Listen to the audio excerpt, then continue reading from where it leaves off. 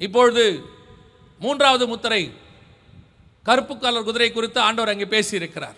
அதில் வசனம் தெளிவாய் சொல்லுகிறது. 5வது வசனம், அவன் ஒரு தராசை பிடித்திருந்தான்.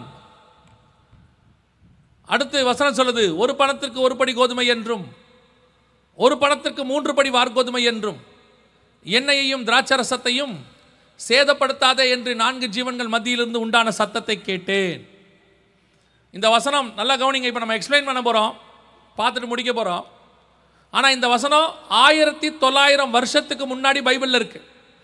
பத்மு தீவில் யோவானுக்கு வெளிப்படுத்தப்பட்டது. அது உங்கள் எல்லாருக்கும் நல்லா தெரியும். அன்னைக்கு சொன்ன வசனம் இன்னைக்கு கிபி 2023 எப்படி நிறைவேறுகிறது என்பதை கவனிங்க. அடுத்து வரக்கூடியதான மிக முக்கியமான ஒரு வாதையாக மத்திய 24 சொல்லப்பட்ட கொள்ளை நோய்க்கு முன்னாடி பஞ்சங்கள் என்று இருக்கிறது. அதனுடைய நிறைவேறுதல் தான் 3வது முத்திரை. தராசு என்பது எக்கானமி, பஞ்சம், உலகளாவிய பஞ்சம் ஒன்று ஆரம்பிக்கும். 2021 ஆண்டவர் உணர்த்தினது 3வது முத்திரையை குறித்து. மத்திய 24 சொன்ன பஞ்சத்தை குறித்து அங்கே ஆண்டவர் விவரமாக சொல்லியிருக்கிறார், அடையாளமாக சொல்லியிருக்கிறார். பஞ்சம் என்று 24 சொல்லிவிட்டு அதனுடைய விளக்கத்தை 6ஆம் அதிகாரம் வெளிப்படுத்தின விசேஷம் 5-6 வசனத்தில் சொல்லுகிறார். தராசை பிடித்திருப்பான். Economy down. தராசு என்பது உங்கள் எல்லாருக்கும் தெரியும், வியாபாரத்திற்கான அடையாளம், வியாபாரத்தினுடைய வீழ்ச்சி. அது எந்த அளவுக்கு பாதிக்குமாம், எல்லா உணவுப் பொருளையும் பாதிக்குமாம். அதில் பர்டிகுலராக பைபிள் குறிப்பிட்டு சொல்லக்கூடிய முதலாவது பாதிக்கப்படுகிற பொருள் எதுவென்றால் கோதுமையை குறித்து சொல்லுகிறது. ஒரு பணத்திற்கு ஒரு படி கோதுமை என்றும் ஒரு பணத்திற்கு 3 படி வார்கோதுமை என்றும். ஒரு பணத்துக்கு ஒரு படி கோதுமைனா எவ்வளோங்க? பைபிள் காலத்தில் ஒரு பணங்கிறது எவ்வளோன்னு நீங்கள் தெரிஞ்சுக்கணும். என்ன வேணா, 5000 பேருக்கு ஆகாரம் இல்லாத நிலை ஒன்று உருவாகிறது. சீஷர்கள் இயேசுவினிடத்தில் வருகிறார்கள். அப்போ கேட்கும்போது இயேசு சொல்லுகிறார், நீங்களே கொடுங்கள். உடனே சீஷர்கள் சொன்னார்கள், 200 பணம் ஆகுமே, ஒரு 5000 பேர் மினிமம். ஏன்னா அன்றைக்கி எவ்வளோ பேர் வந்திருக்கிறாங்கன்னா 5000 புருஷர்கள்னு இருக்கு, ஆண்கள் மாத்திரம் 5000 பேர். மேபி பெண்கள் குழந்தைகள் சேர்த்து இன்னொரு 5000 சொன்னால் கூட ஒரு 10,000 பேர் வந்திருந்தா கூட 10,000 பேருக்கு அன்றைக்கி சாப்பாடு போகிறதுக்கு 200 பணம் ஆகும் என்று இருக்கிறது. அப்படின்னா ஒரு சின்ன கணக்கு நீங்கள் போட்டு பார்த்துக்குங்க.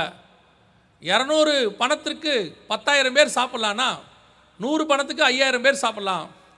ஒரு பணத்திற்கு 500 பேர்கிட்ட சாப்பிட்லாம், 50 பேர்கிட்ட சாப்பிட்லாம். இந்த 50 பேருடைய சாப்பாடு தான் ஒரு பணம். அப்படின்னா ஒரு பணத்திற்கு ஒரு படி கோதுமை அப்படின்னா என்ன அர்த்தம்னா 50 பேர் சாப்பிட்ற சாப்பாடினுடைய அளவு. இன்றைக்கி குறைஞ்சபட்சம் ஒரு ஆளுக்கு 50 ரூபான்னு சாப்பாடு வச்சா கூட 50 பேர்னா 2500 ஆச்சு. ஒரு படி கோதுமை விலை 2500 இன்றைக்கி கணக்குக்கு நான் ஒரு அப்ராக்சிமேட்டாக சொல்கிறேன். அந்த அளவுக்கு குறைஞ்சபட்சம் நான் சொல்கிறது, அந்த அளவுக்கு காஸ்ட்லியாக இருக்குமா அன்றைக்கி கோதுமை? 2000 வருஷத்துக்கு முன்னாடி பைபிள் சொல்லுது. இந்த 3வது முத்திரை தொடங்கின உடனே உலகளாவிய பஞ்சம் ஆரம்பித்தது. மடகஸ்கர் பகுதியில், ஹைத்தியிலெல்லாம் பஞ்சம் உச்சநிலையை அடைய தொடங்கியது. உலக சுகாதார மையம், மன்னிக்கணும், ஐநா சபை மிக முக்கியமான ஒரு வீடியோவை வெளியிட்டார்கள். 4 வருஷத்துக்கு முன்னாடி 2018 கொள்ளை நோய் வரப்போதுன்னு சொன்ன அவர்கள்தான் 2022 ஒரு வீடியோ வெளியிட்டார்கள். நன்றாய் கவனிங்கள். இந்த வீடியோவில் அவங்க எப்படி கொள்ளை நோய்க்கு ஒரு முன்னெச்சரிக்கையாக ஒரு வீடியோ வெளியிட்டார்களோ அதே போல ஒரு வீடியோ கவனிங்கள்.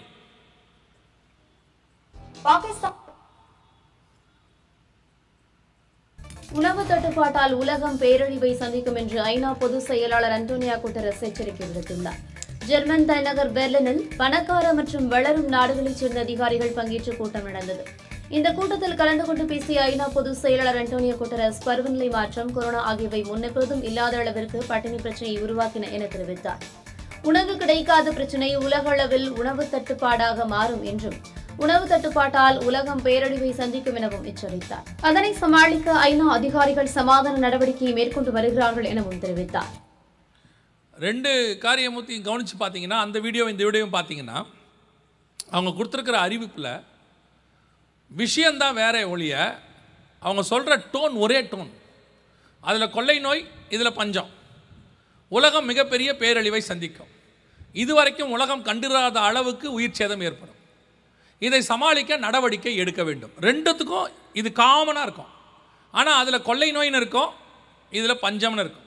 அதில் மருத்துவர்களை மருந்து தயாரிக்க சொன்னாங்க, இதில் பணக்கார நாடுகளை இதில் பாதுகாக்க சொன்னாங்க. ரெண்டும் ஒரே தான். ஆனால் ரெண்டுத்துக்கும் நடுவில் கேப்பு 4 வருஷம். நாங்கள் தான் எடுத்து அடுத்தடுத்து வச்சுருக்கிறோம். 2 வீடியோவும் 4 வருஷம் இடைவெளியில் வந்தது.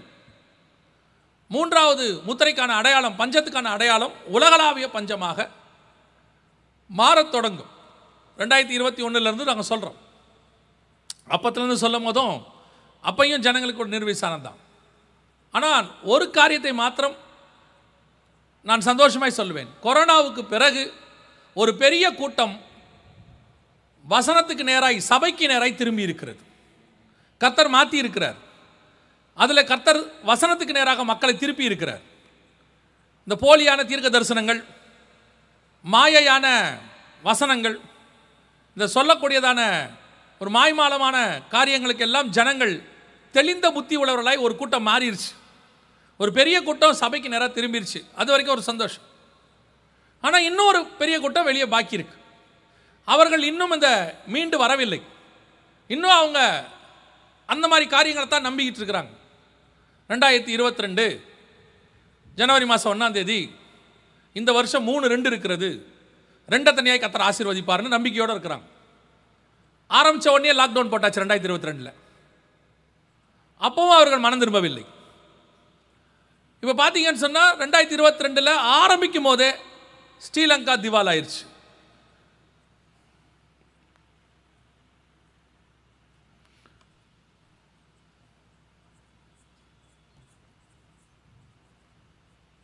ஸ்ரீலங்கா திவால் ஆயிடுச்சு. உணவு பஞ்சம் ஆயிடுச்சு. உங்களுக்கு தெரியும், அங்கே பேங்க் திவாலானது. அதை ஒட்டி மிகப்பெரிய அளவில் எல்லா காரியங்களும் நடைபெற்றது. அந்த காலகட்டத்தில் அவர்கள் பட்ட பாடு ரொம்ப அதிகம். 1 லிட்டர் பெட்ரோலுக்கு பல மணி நேரங்கள் அவர்கள் ரோட்டில் நிற்க வேண்டிய நிலைமை. 1 கிலோ பால் மாவு வாங்கிறதுக்கு அவர்கள் பட்ட கஷ்டம் எல்லாம் இருந்தது. அப்போ தான் கொஞ்சம் சீரியஸ்னஸ் நமக்கு வர ஆரம்பிச்சிச்சு. ஏன்னா பக்கத்து நாடு பாதிக்க ஆரம்பித்தோடனே அதை ஒட்டி பாகிஸ்தான் 6ஆம் அதிகாரம் 6ஆம் வசனம் துல்லியமாக பாகிஸ்தானில் பஞ்சம் வரபோது நம் கண்களுக்கு முன்பாக தெரிஞ்சிச்சு அந்த வசனம் எப்படி இருக்கும் அப்படின்னு. ஏன்னா 1 கிலோ கோதுமை மாவு பாகிஸ்தானில் 1500 ரூபாய்க்கு விற்றது. ஒரு பணத்திற்கு 1 படி கோதுமை என்றும். பாகிஸ்தானில் கடுமையான உணவு பஞ்சம் நிலவி வரும் நிலையில் கோதுமை மாவு வாங்க முயன்ற போது கூட்ட நெரிசலில் சிக்கி 4 பேர் உயிரிழந்த சம்பவம் அதிர்ச்சியை ஏற்படுத்தியுள்ளது. பாகிஸ்தானின் பொருளாதார நெருக்கடியால் அத்தியாவசிய பொருட்களின் விலைகள் விண்ணை தொட்டுள்ளன. குறிப்பாக பாகிஸ்தான் மக்கள் உணவின் முக்கிய அங்கமான கோதுமைக்கு கடுமையான தட்டுப்பாடு ஏற்பட்டுள்ளது. 1 கிலோ கோதுமை மாவு 1500 ரூபாய் வரை விற்கப்படுகிறது. அதே அளவுக்கு இப்போ போயிட்டு இருக்கு. உலகளாவிய பாகிஸ்தான் கவனிங்க, உலகளாவிய இந்த பஞ்சம் அப்படியே விஸ்தாரமாகிட்டே போகுது. பாகிஸ்தான்லேருந்து அப்படியே ஒவ்வொரு நாடாக லெபனான் பேங்க் திவாலாச்சு. இப்படி ஐரோப்பா நாடுகளில் கோதுமை தட்டுப்பாடு வர தொடங்குச்சு. 2021 லாஸ்ட்டில் ரஷ்யா உக்ரைன் வார் ஸ்டார்ட் ஆச்சு. உக்ரைன் தான் உலகத்திலே கோதுமை தயாரிக்கிற நம்பர் 1, ரஷ்யா நம்பர் 2. இவங்க 2 பேரும் சண்டை போட்ட உடனே உக்ரைனில் கோதுமை உற்பத்தி நின்றுச்சு. ரஷ்யா கோதுமை உற்பத்தியை ஸ்டாப் பண்ணிருச்சு. யாருக்கும் ஏற்றுமதி பண்ண மாட்டேன்னு சொல்லிருச்சு. 3வது பெரிய நாடு இந்தியா. இந்தியா சொல்லிச்சு கோதுமை எங்களுக்கே பத்தாது, நாங்களும் ஏற்றுமதி பண்ண மாட்டோம்னு சொல்லிட்டாங்க. இன்னை வரைக்கும் கோதுமை ஏற்றுமதி இந்தியாவில் தடை செய்யப்பட்டிருக்கு. இப்படி கோதுமை தட்டுப்பாடு பைபிளில் சொன்ன மாதிரியே துல்லியமாக 1 பணத்திற்கு 1 படி கோதுமை என்றும் 1 பணத்திற்கு 3 படி வார் கோதுமை என்றும் மிக துல்லியமாக அந்த முதல் பகுதி வேத வசனம் நிறைவேற தொடங்கிச்சு. 2022-23களில் இந்த பஞ்சம் தான் போயிட்டே இருக்குது. அடுத்த பஞ்சங்கள் விஸ்தாரமாகிட்டே போகுது. இதில் 2 முக்கியமான சம்பவம் நடந்தது. இதில் சிலிகான் வேலி பேங்க் என்று சொல்லக்கூடிய அமெரிக்காவினுடைய SVB இந்த 2023 ஜனவரியில் கொலாப்ஸ் ஆச்சு. கொலாப்ஸ் ஆன உடனே சிலிகான் வேலி பேங்க் கொலாப்ஸ்ட். இங்கே இருக்கு பாருங்க. கிட்டத்தட்ட அதை ஒட்டி 10 பேங்க்ஸ் கொலாப்ஸ் ஆக தொடங்க உலக பொருளாதாரம் கொஞ்சம் கொஞ்சமாக வீழ்ச்சி அடைய தொடங்கியது. ஏற்கனவே நாம் எதிர்பார்த்தபடி அமெரிக்காவினுடைய வீழ்ச்சி கொஞ்சம் கொஞ்சமாக ஆரம்பிக்க வேண்டும். அப்படியே ஆரம்பித்து அடுத்த வல்லரசு உருவாகணும். நிறைய பேருக்கு இதில் என்ன ஒரு சின்ன வருத்தம் அப்படின்னா, அமெரிக்காவோட வீழ்ச்சிக்கு நாம் சொன்னதான் காரணம் நினச்சிக்கிறாங்க.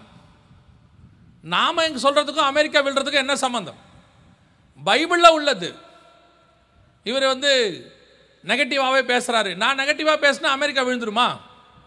நான் தீர்க்கதரிசியும் இல்லை, தீர்க்கதரிசியின் புத்திரனும் இல்லை. பைபிளில் உள்ளதை சொல்கிறோம், அவ்வளோதான். அடுத்த வல்லரசு எழுமணும், அப்போ முந்தின வல்லரசு இறங்கணும், அவ்வளோதான். எப்பேற்பட்ட பாபிலோன் சாம்ராஜ்யமாக இருந்தாலும் கீழே இறங்கணும். 70% உலகத்தை ஆண்ட அலெக்சாண்ட்ரா இருந்தாலும் கீழே இறங்கணும். சூரியன் அஸ்தமிக்காத சாம்ராஜ்யம் என்று சொல்லப்பட்ட ஆங்கிலேய சாம்ராஜ்யமும் கீழே இறங்கணும். எப்பேற்பட்டவர்களும் கீழே இறங்கத்தான் வேணும். காரணம், ராஜாக்களை தள்ளி ராஜாக்களை உருவாக்குறவர் கர்த்தர். இன்னைக்கும் கர்த்தர் தான் உருவாக்குறார். அப்பேற்பட்ட உலக சாம்ராஜ்யத்தை அரசாண்ட அமெரிக்கா 90 வருஷம் கீழே இறங்கியாச்சு, முடிஞ்சு. இன்னைக்கு ஜூன் 1ஆம் தேதியிலிருந்து அவங்களோட ரெசிஷன் பெரிய லெவலில் போயிடுச்சு. சிலிக்கான் வேலி பேங்க் விழுந்ததுலேருந்து கொஞ்சம் கொஞ்சமாக, இல்லை அமெரிக்கா மீண்டு வந்துடும், இல்லைல்ல அதெல்லாம் வந்துடும், சரியாயிரும், கரெக்டாயிரும், இப்படி என்னென்னமோ சொன்னாங்க. ஆனால் முடிவு இன்னைக்கு இப்போ கொடுத்துருக்குறாங்க. அமெரிக்காவுடைய வீழ்ச்சி எந்த அளவுக்கு போயிட்டு இருக்குதுன்னு சொல்லி.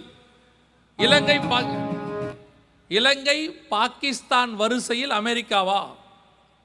அதிர்ச்சி, ஆனால் உண்மை. இதெல்லாம் டிவியில் வந்த நியூஸ், நான் சொல்றது இல்லை. வரக்கூடிய செய்தியை வேதாகமத்தோடு கூட ஒப்பிட்டு உங்களுக்கு சொல்லுகிறோம், அவ்வளோதான். உலகளாவிய மிக மோசமான கண்டிஷன்.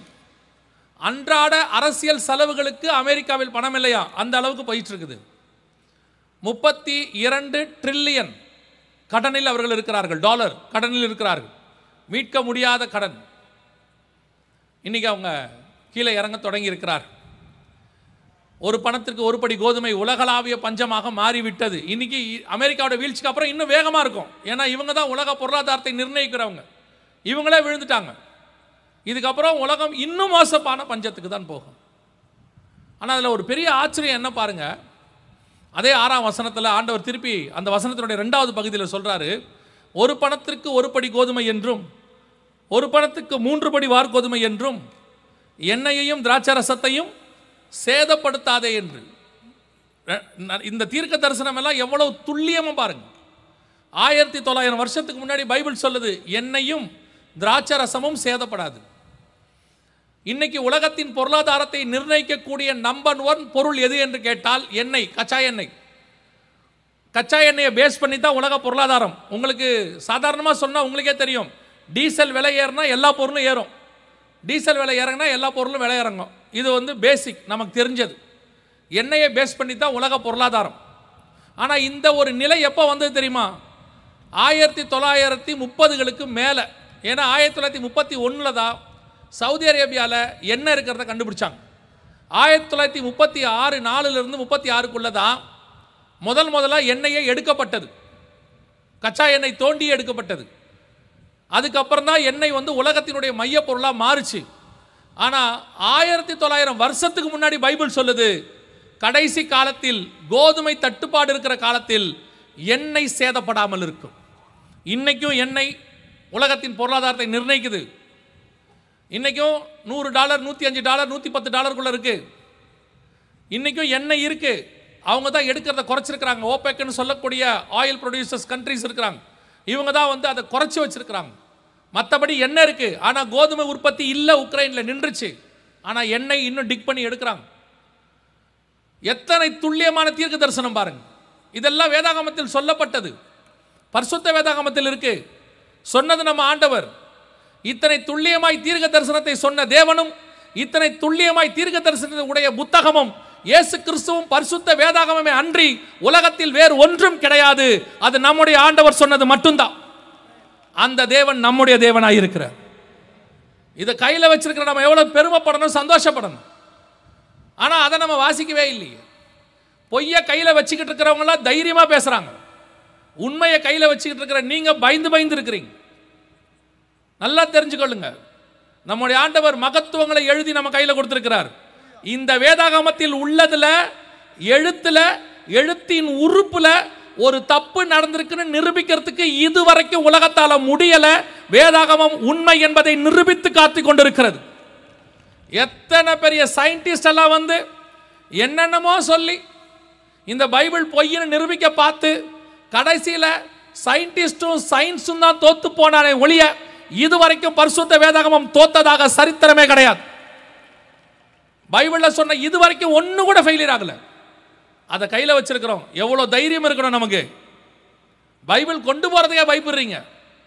தைரியமாக சொல்லுங்க, நம்முடைய ஆண்டவர் சொன்னது தான் நடக்கும். அவர் சொன்னதை தாண்டி வேற ஒன்று நடக்கவே நடக்காது. அவர் சொல்லியும் செய்யாதிருப்பாரோ, வசனத்தும் நிறைவேற்றாதிருப்பாரோ. ஆண்டவர் சொன்னபடி 3வது முத்திரையின் காலம் போய்கொண்டிருக்கிறது.